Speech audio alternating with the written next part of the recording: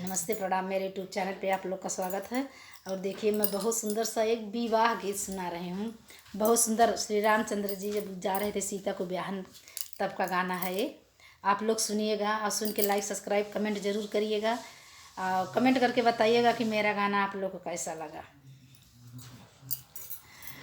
पातर राम पातर करिया हो, खड़ा भये बनिया दुकान।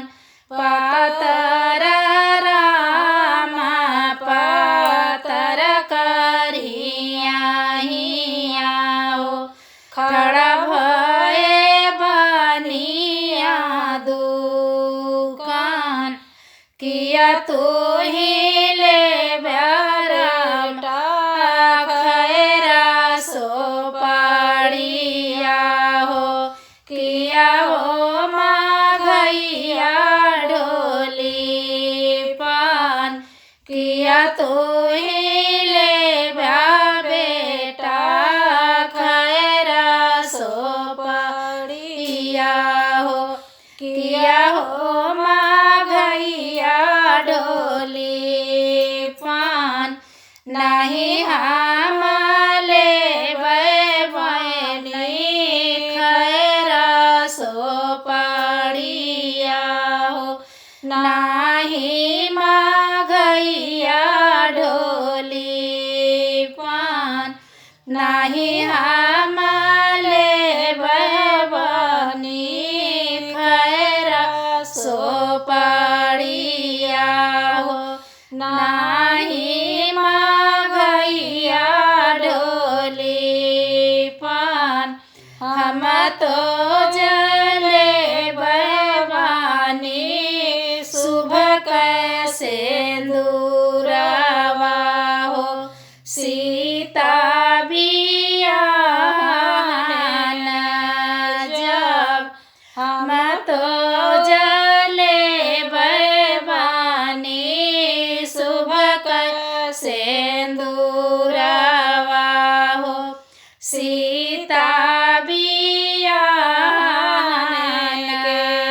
जब कागजनी कालत कागज बोले हो। बनत भये छिकिया करे दिया बताय मोरे पंडित। छिकिया के करबै विचार। छिकिया का भेदिया बताय मोरे पंडित। छिकिया के करब विचार। अच्छे से अइबा बेटा अच्छे से जाइबा हो। अच्छे से होई है तोर बिया। अच्छे से जाइबा बेटा अच्छे से आइबा हो। अच्छे से होई है तोर बिया। सीता बियाही राम घर के लावटल हो। तोहा काली खाल बनाबस। सीता बियाही राम घर के लावटबा हो।